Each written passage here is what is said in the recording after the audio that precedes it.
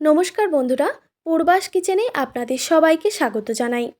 বন্ধুরা, আজকে আমি ওলের একটি সাবেকি রান্না আপনাদের সঙ্গে শেয়ার করব, যেটা আমরা মা ঠাকুমাদের বানাতে দেখেছি।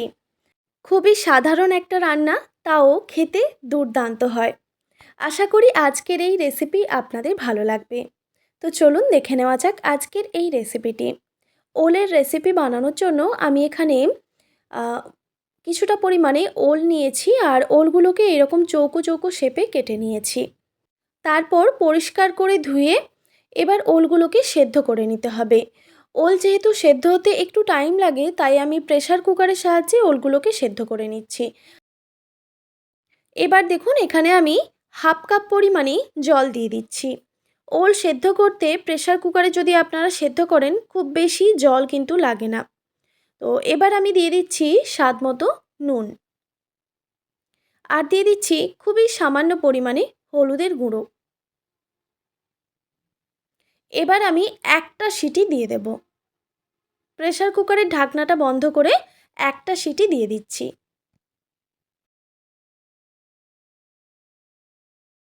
আর এই রেসিপিতে আমি আলুও ব্যবহার করছি। দেখুন, বেশ কয়েকটা আলু এই রকম ডুমো ডুমো করে কেটে রেখেছি। তারপর পরিষ্কার করে ধুয়ে নিয়েছি। আমি কিন্তু এখানে বেশ অনেকটা পরিমাণেই আলু ব্যবহার করছি, তবে আপনারা চাইলে কিন্তু আলুর পরিমাণটা কমিয়ে কিংবা বাড়িয়ে দিতে পারেন। এরপর মেইন উপকরণ যেটা আমাদের লাগছে, চিংড়ি মাছ। আমি আজকে আমিষভাবেই কিন্তু ওলটা বানিয়ে দেখাচ্ছি। এরপর দেখুন, চিংড়ি মাছগুলো আমি কেটে পরিষ্কার করে ধুয়ে রেখেছি। এবার স্বাদ মতো নুন আর সামান্য একটু হলুদের গুঁড়ো দিয়ে দিলাম। এবার নুন আর হলুদটা খুব ভালোভাবে মেখে নিতে হবে।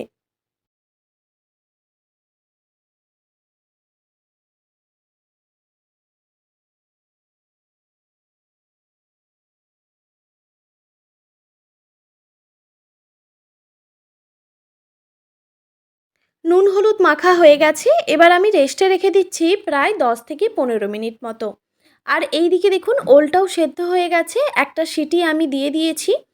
এবার প্রেসার কুকারের মধ্যে যে প্রেসারটা রয়েছিল সেটা আমি বের করে তারপর আপনাদের দেখাচ্ছি। এবার দেখুন, এই ওলটাকে আমি একটি ছাঁকনিতে ছেঁকে নিয়েছি। তাহলে এক্সট্রা জলটাও ঝরে যাবে, আর এই জলটা কিন্তু আমাদের রান্নাতে লাগবে না। এরপর একটি কড়াইতে দিয়ে দিচ্ছি পরিমাণ মতো সর্ষের তেল। তেলটা গরম হয়ে গেলেই প্রথমে আমি আলুগুলো ভেজে নেব। আর আলুগুলো ভাজার সময় অবশ্যই স্বাদ মতো নুন দিয়ে দিতে হবে।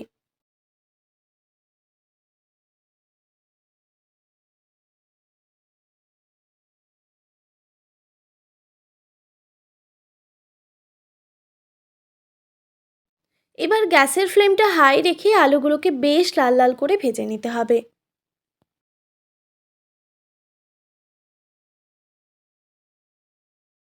দেখুন বন্ধুরা, গ্যাসের ফ্লেমটা হাই রেখে আমি আলুগুলোকে বেশ লাল লাল করে ভেজে নিয়েছি। এবার আমি আলুগুলো কড়াই থেকে তুলে নিচ্ছি।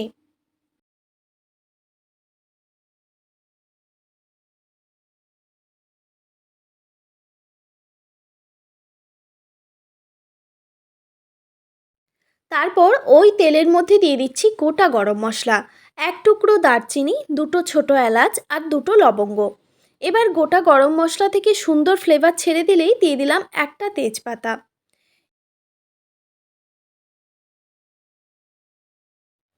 এরপর এখানে আমি দিয়ে দিচ্ছি পেঁয়াজ কুচি।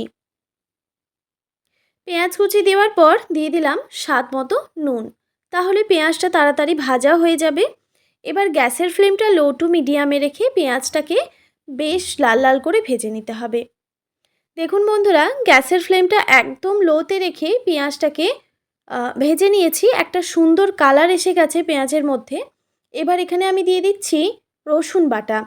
রসুনটাকে আমি আধ ভাঙা করে দিয়েছি। এবার পেঁয়াজ আর রসুন একসঙ্গে ভেজে নিতে হবে, গ্যাসের ফ্লেম একদম লোতে রেখে।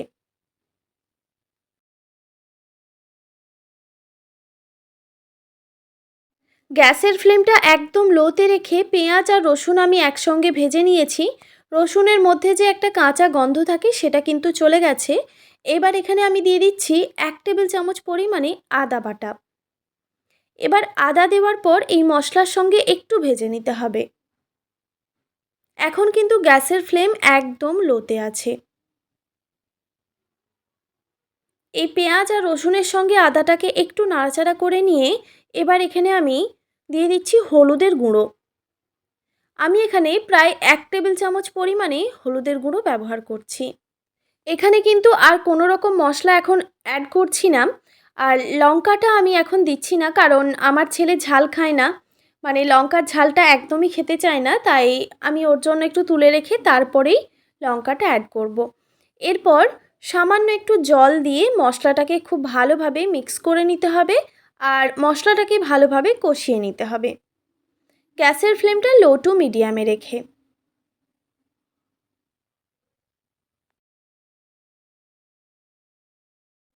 দেখুন গ্যাসের ফ্লেমটা একদম লো টু মিডিয়ামে রেখে আমি মশলাটাকে ভালোভাবে কষিয়ে নিয়েছি আর মশলাটা সুন্দরভাবে কিন্তু কষানো হয়ে গেছে। এবার এখানে আমি ভেজে রাখা আলু দিয়ে দিচ্ছি আর একই সঙ্গে সেদ্ধ করে রাখা ওলগুলোও দিয়ে দিচ্ছি। আলু আর ওল একসঙ্গে দেওয়ার পর এই মশলার সঙ্গে খুব ভালোভাবে মিক্স করে নিতে হবে। এখন কিন্তু আমি গ্যাসের ফ্লেম একদম লোতে রেখেছি। খুব ভালোভাবে দেখুন মিক্স করে নিয়েছি মশলার সঙ্গে। এবার এখানে আমি পরিমাণ মতো জল দিয়ে দিচ্ছি। এখন এবার গ্যাসের ফ্লেমটা হাই করে দিতে হবে। আপনারা আপনাদের আন্দাজ মতো জলটা দিয়ে দেবেন। আপনারা কেমন গ্রেভি পছন্দ করেন সেই অনুযায়ী জলটা ব্যবহার করবেন। আমি এখানে এরকম একটা ছোট বাটির মাপ করে প্রায় 3 বাটি পরিমাণে জল দিয়েছি। তারপর দেখুন জল দেওয়ার পর খুব ভালোভাবে নাড়াচাড়া করে মিক্স করে নিতে হবে। এবার গ্যাসের ফ্লেমটা হাই রেখে এই ঝোলটাকে ফুটতে দিতে হবে। অবশ্যই এই সময় স্বাদ মতো নুন দিয়ে দিতে হবে। নুন দিয়ে খুব ভালোভাবে আবারও নাড়াচাড়া করে দিলাম। এবার আমি একটি ঢাকনা দিয়ে ঢেকে রেখে দিচ্ছি প্রায় 5 মিনিট মতো, গ্যাসের ফ্লেমটা অবশ্যই হাই রেখে। 5 মিনিট পর ঢাকাটা আমি সরিয়ে নিলাম। দেখতেই পাচ্ছেন যে ঝোলটা কিন্তু ফুটে এসেছে। তো আবারও একটু আমি নাড়াচাড়া করে দিলাম। এবার আমি এটাকে একটি পাত্রে নামিয়ে রাখছি। তারপর ওই কড়াইটাই আবারও পরিষ্কার করে ধুয়ে বসিয়ে দিয়েছি।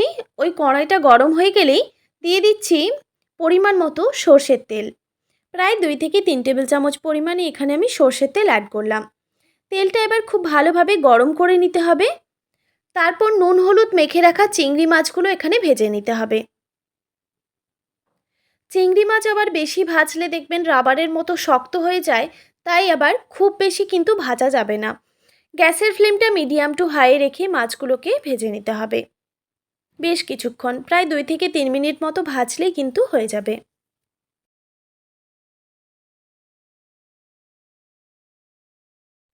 দেখুন বন্ধুরা, মাছগুলো কিন্তু ভালোভাবে আমি ভেজে নিয়েছি।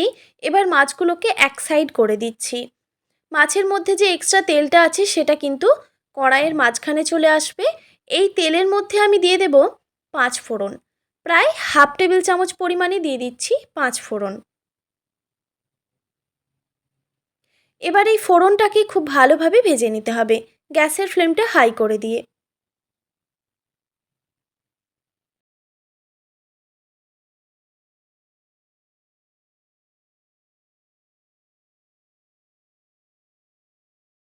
এই ফোড়ন থেকে যখন একটা মিষ্টি গন্ধ বের হবে তখন সেদ্ধ করে রাখা ঝোলটা এখানে দিয়ে দিতে হবে।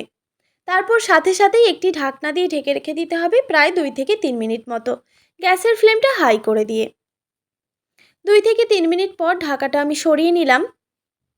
তো আবারও আমি ভালোভাবে নাড়াচাড়া করে নিচ্ছি। এবার বন্ধুরা, আলু আর ওল সেদ্ধ হয়েছে কিনা সেটা চেক করে নিতে হবে। আলুটা সুন্দরভাবে সুসেদ্ধ হয়ে গেছে আর ওলটা তো আমি আগে থেকেই সেদ্ধ করে নিয়েছিলাম প্রেসার কুকারে। তো আলু আর ওল সুন্দরভাবে সুসেদ্ধ হয়ে গেছে। এবার আমি আমার ছেলের জন্য একটু তুলে রেখে দিচ্ছি। তারপর এখানে আমি লঙ্কার গুঁড়োটা অ্যাড করছি। আর তার আগে আমি দিয়ে দিচ্ছি স্বাদের ব্যালেন্সের জন্য সামান্য একটু চিনি। তবে এটা অপশনাল, আপনারা চাইলে দিতে পারেন, না চাইলে স্কিপও করতে পারেন। চিনি দেওয়ার পর আবারও খুব ভালোভাবে নাড়াচাড়া করে নিলাম। এবার এখানে আমি লঙ্কার গুঁড়োটা মেশাচ্ছি। কিভাবে মেশাচ্ছি সেটা একটু লক্ষ্য করুন, তাহলেই বুঝতে পারবেন। একটি হাতায় আমি সামান্য পরিমাণে ঝোল তুলে নিয়েছি, গরম ঝোল। এই ঝোলের মধ্যে আমি দিয়ে দিচ্ছি 1 টিস্পুন মতো লঙ্কার গুঁড়ো, ঝাল লঙ্কার গুঁড়ো। আপনারা আপনাদের আন্দাজ মতো লঙ্কার গুঁড়োটা অ্যাড করবেন। তারপর দেখুন খুব ভালোভাবে খুন্তির সাহায্যে মিক্স করে নিচ্ছি। খুব ভালোভাবে মিক্স করা হয়ে গেলে এই ঝোলের মধ্যে এই লঙ্কার গুঁড়োটা মিশিয়ে নেব। এইভাবে আপনারা যদি শেষে লঙ্কার গুঁড়ো ব্যবহার করেন, কেউ বুঝতেই পারবে না যে আমি এই লঙ্কার গুঁড়োটা শেষে ব্যবহার করেছি। আমি সাধারণত এইভাবেই রান্না করি, মানে আমার ছেলের জন্য তুলে রাখতে হয়, তাই লঙ্কার গুঁড়োটা এইভাবেই আমি অ্যাড করি। তারপর দেখুন লঙ্কার গুঁড়ো দেওয়ার পর খুব ভালোভাবে মিক্স করে নামিয়ে নিলেই কিন্তু রেডি আমাদের সাবেকি পদ্ধতিতে ওল চিংড়ি বা ওলের ডালনা, যেটাই আপনারা বলেন। এই রেসিপিটা এবার গরম গরম ভাতের সঙ্গে অসাধারণ লাগে। আপনারা অবশ্যই এইভাবে এই পদ্ধতিতে একবার রান্না করে দেখবেন। কথা দিচ্ছি যে আপনাদের এই রেসিপিটা খেতে দুর্দান্ত লাগবে। আশা করি আজকের এই সহজ সরল রেসিপিটি আপনাদের ভালো লেগেছে। ভালো লেগে থাকলে অবশ্যই একটি like, comment, share and subscribe করে দেবেন। আর পাশে থাকা বেল আইকনটিও প্রেস করে দেবেন। তাহলে নিত্য নতুন রান্নার ভিডিওগুলি আপনাদের কাছে পৌঁছবে। আর ফেসবুক থেকে দেখে থাকলে অবশ্যই একটি ফলো করে দেবেন। ভালো থাকবেন, সুস্থ থাকবেন। দেখা হচ্ছে নতুন কোনো রেসিপি নিয়ে। আর এতক্ষণ আমার সঙ্গে থাকার জন্য আপনাদের সবাইকে অনেক ধন্যবাদ।